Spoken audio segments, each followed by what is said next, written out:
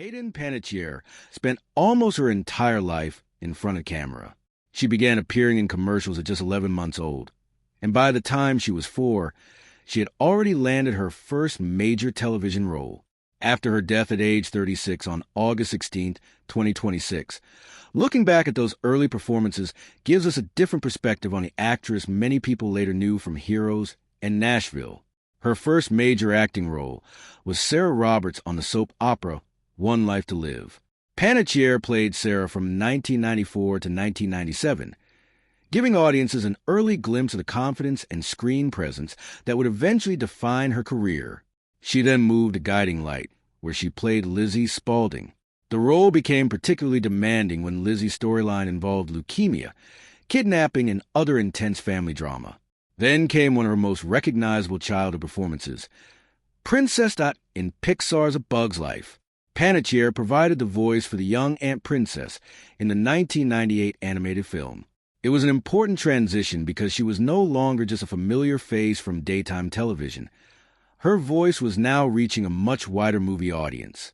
But I think Remember the Titans was the moment her potential became impossible to ignore.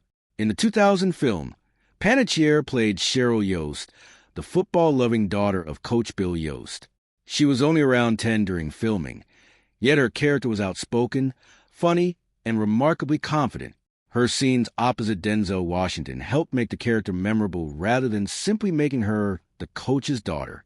She continued building an impressive resume with roles such as young Jean in The Affair of the Necklace, Natalie in Joe Somebody, and Audrey Davis in Raising Helen.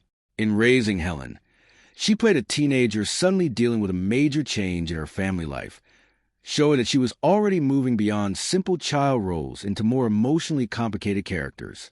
There was also Tiger Cruise, the 2004 Disney Channel film in which she played a Navy commander's daughter, and Racing Stripes, where she portrayed Channing Chon Walsh, a teenager who helps a zebra pursue a racing dream. Then came Ice Princess in 2005, another important step toward the teenage roles that would soon define the next stage of her career. And that is what stands out most to me about Hayden Panettiere's childhood career. She wasn't simply famous because she was a child actor. She was working constantly, moving between soap operas, animation, family movies, television dramas, and major Hollywood productions. By 2006, she was no longer just a talented child actress audiences remembered. She became Claire Bennet on Heroes, the role that transformed her into an international star. Looking back now, those early performances feel especially significant. Before the fame, the awards, the struggles, and the headlines, there was simply a young Hayden Panettiere learning her craft in front of millions of people. And that may be one of the most important parts of her legacy.